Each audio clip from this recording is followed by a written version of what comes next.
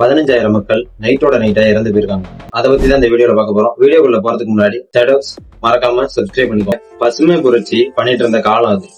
1960 இந்தியால நிறைய பூச்சிக்கொல்லி மருந்து தேவைப்பட்டுச்சு விவசாயத்திற்காக.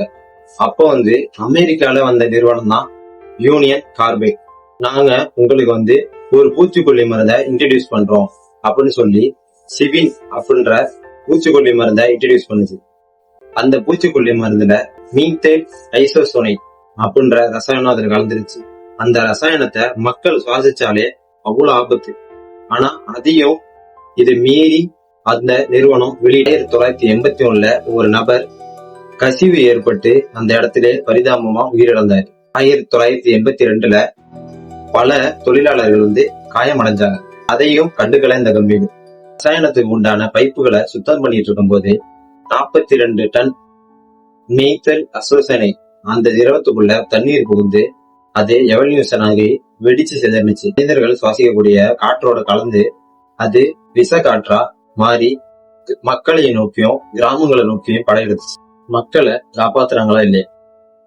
நைட்டு மக்கள் நிம்மதியா தூங்கிட்டு இருக்கும் போது இரவு 1 மணி போல அந்த காற்று பரவ ஆரம்பிச்சு.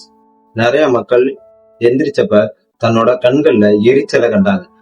அதை பார்த்துட்டு நிறைய மக்களுக்கு எச்சரிக்கை கொடுக்கறதுக்குள்ளயும் அந்த இடத்துல மயங்கி விழுந்து நிறைய மக்கள் இறந்து போனாங்க. சில மக்கள் தங்களுடைய குழந்தைகளை தூக்கிக்கிட்டு ஆஸ்பத்திரியை நோக்கி ஓடினாங்க. அந்த இடத்துல போய் ட்ரீட்மெண்ட் எடுக்க போனப்ப கூட டாக்டர்ஸால இது என்ன மருந்து, எதனால இப்படி ஆணிச்சு, என்ன கலந்துருக்காங்கன்னு கூட ஒண்ணுமே தெரியல. அந்த கம்பெனி இந்த விஷயத்த முற்றிலும் மூடி மறைச்சிருச்சு. 3787 பேர் இறந்து போனாங்கன்னு ரெக்கார்ட் சொல்லுது.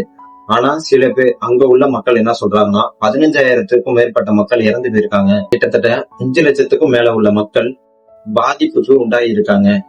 அவங்கள நிறைய பேருக்கு இன்ன வரைக்கும் கண்கள்ல எரிச்சலும், சில பேருக்கு கண்ணு தெரியாமலே கூட போயிருக்கு. சம்பவத்திற்கு காரணமா இருந்த கம்பெனி ஓனரை கைது செஞ்சாங்களா இல்லையா? அவரு அமெரிக்கால இருந்து இந்தியாவுக்கு வந்தார். அப்ப அவரை கைது செஞ்ச போலீஸ் சில மணி நேரங்களே ஜாமீன்ல விட்டுட்டு அரசு விமானத்திலே ஏற்றி அமெரிக்காவுக்கு அனுப்பி வச்சிட்டாங்க. அவரு அமெரிக்காவுக்கு தப்பிச்சு ஓடிட்டாரு. அதுக்கப்புறம் திரும்பி இந்தியாவுக்கு வரவே இல்லை.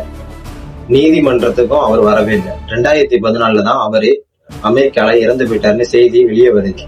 இறந்த மக்களுக்கு சரியான நிவாரணமும் சரியான ஒத்துழைப்பும் இந்த அரசாங்கம் தரல. இத அரசாங்கத்தோட ஒரு அலட்சியமா இருக்கு இந்த போபால்ல நடந்த விஷவாயு கொடூரம். சில கார்ப்பரேட் கம்பெனியோட கொடூரம் தான் இந்த சம்பவத்திற்கு காரணம். அடுத்த வீடியோல பார்க்கலாம்.